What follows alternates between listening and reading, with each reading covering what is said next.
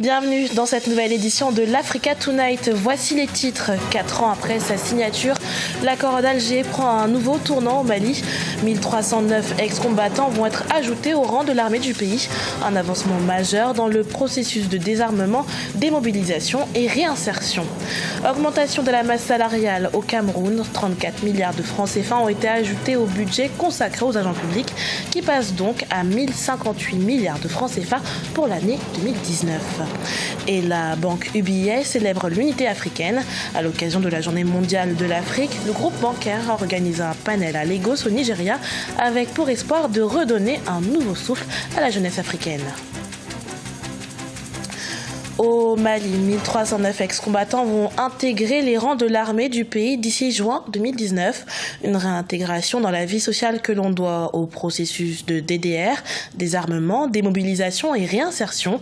L'initiative s'inscrit en droite ligne avec le 4e anniversaire de la signature de l'accord pour la paix et la réconciliation issu du processus d'Alger. Siam Victoria Sedji.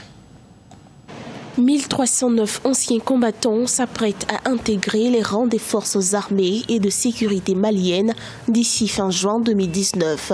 L'armée reconstituée est une disposition phare de l'accord pour la paix issu du processus d'Alger. Elle permettra aux forces de mieux se déployer dans plusieurs localités du pays pour restaurer la sécurité.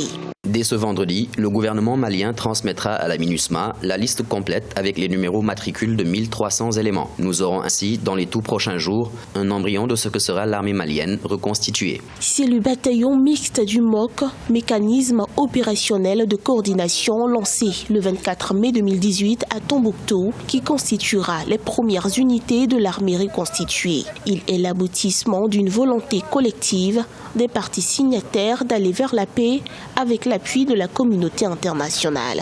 Il y a vraiment une question de confiance qu'il faut créer entre ces intégrés et, disons, les frères d'armes qui étaient déjà là. Parce que parmi ceux qui sont intégrés, il y en a qui étaient déjà dans l'armée régulière et qui avaient rejoint la rébellion. Donc, oui, au gouvernement de faire en sorte qu'il y ait vraiment la confiance entre les deux camps. Que il n'y ait pas dans l'armée des gens qui se réclament d'eux ou d'eux. L'opérationnalisation de ce processus débute dès ce vendredi 24 mai 2019, selon la médiation internationale qui espère pouvoir obtenir un décret d'intégration dans les plus brefs délais.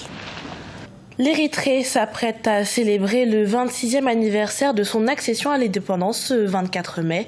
Si ces célébrations sont placées sous le signe du dégel des relations diplomatiques, certains continuent de réclamer l'instauration d'une véritable démocratie dans le pays, considéré comme l'un des plus répressifs au monde. Un sujet de Nathalie Mo commenté par Amenedji. L'Érythrée célèbre le 28e anniversaire de son accession à l'indépendance. Avec le dégel de ses relations avec l'Éthiopie et le Soudan, la population espère un vent de démocratie dans le pays. D'ailleurs, le pays a manifesté son soutien au peuple soudanais suite à la destitution de l'ex-président Omar El-Béchir. C'est très positif.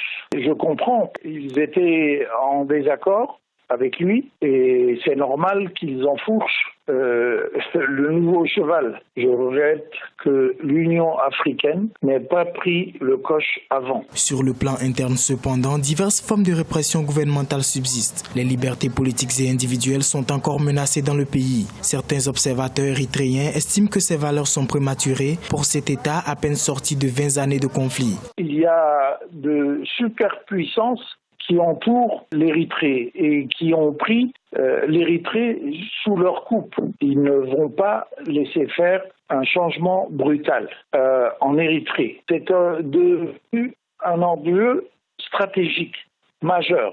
L'Érythrée est indépendante depuis le 24 mai 1991, une autonomie gagnée après une guerre d'indépendance qui a opposé les séparatistes érythréens au gouvernement éthiopien dès 1961.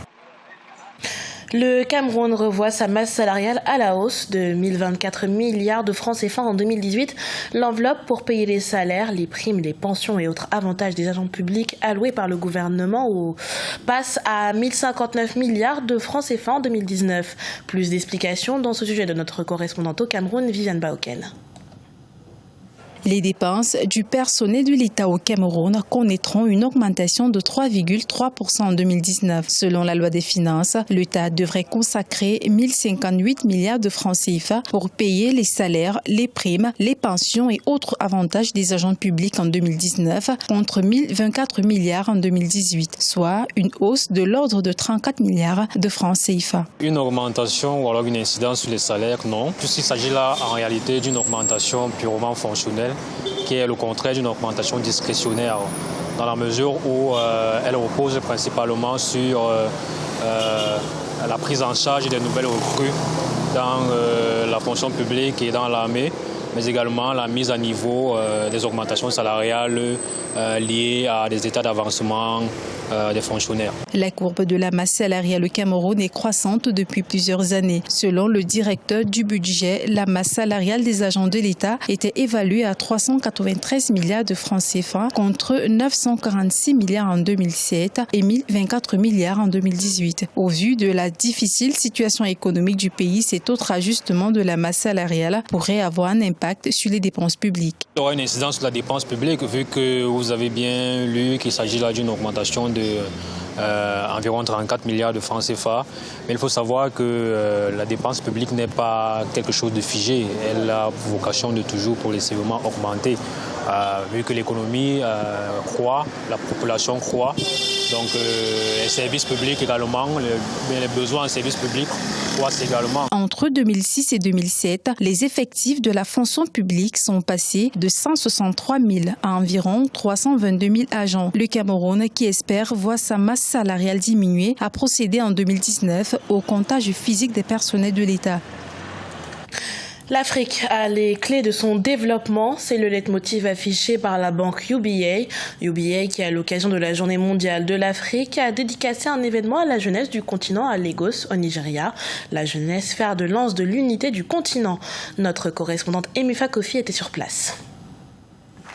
L'unité africaine célébrée par United Bank for Africa. À Lagos au Nigeria, des grandes figures du continent, notamment le prix Nobel de littérature Wole Soyinka, du musicien engagé Femi Kuti et le philanthrope Tony Elumelu ont revisité l'histoire de l'Afrique. Il s'agit pour la jeunesse africaine de s'en inspirer pour mieux construire le futur du continent. Absolument. Nous devons condamner ceux qui nous ont privés de liberté, mais il ne faut jamais oublier que nous sommes aussi responsables de notre propre situation. Pour les panélistes, que ce soit au niveau des infrastructures de base, l'éducation ou de la culture, la prise de conscience de la jeunesse africaine, mais surtout des politiques, reste une nécessité dans l'atteinte de l'unité africaine. Pensez-vous que la monnaie unique est possible sans décision politique? Pensez-vous que parler une même langue est possible sans une décision politique? Le peuple doit par diverses pressions amener le politique à prendre au sérieux la question de l'unité africaine. Nous avons plus de 60% du capital humain composé de jeunes de moins de 30 ans que nous pouvons apporter non seulement au continent, mais au monde. United Bank for Africa, présente dans 20 pays africains, croit au potentiel culturel et économique du continent.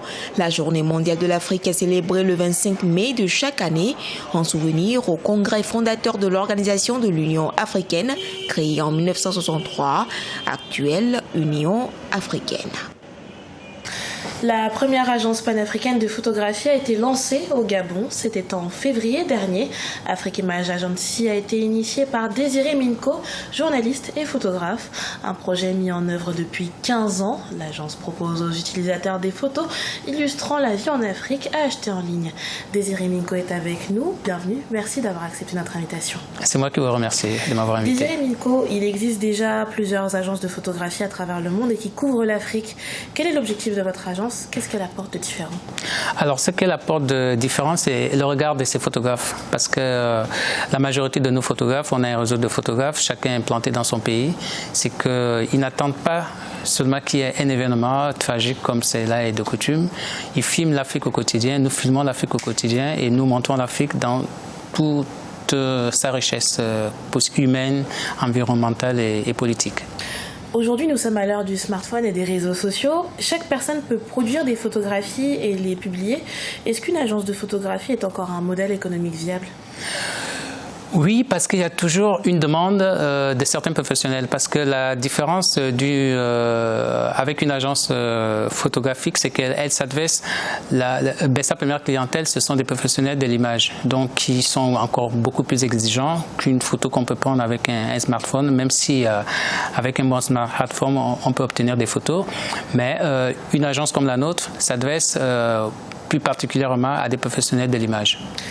Au moment du lancement de l'agence, vous avez dit que vous avez rencontré des difficultés par rapport à la difficulté du paiement en ligne. Est-ce qu'elles ont été résolues ? Oui, bien sûr. Nous étions obligés d'aller à Kigali. Nous étions obligés d'aller à Kigali qui propose ses services et le problème a été réglé. Aujourd'hui, on peut payer par des cartes bancaires internationales. Désiré Minko, merci d'avoir répondu à nos questions.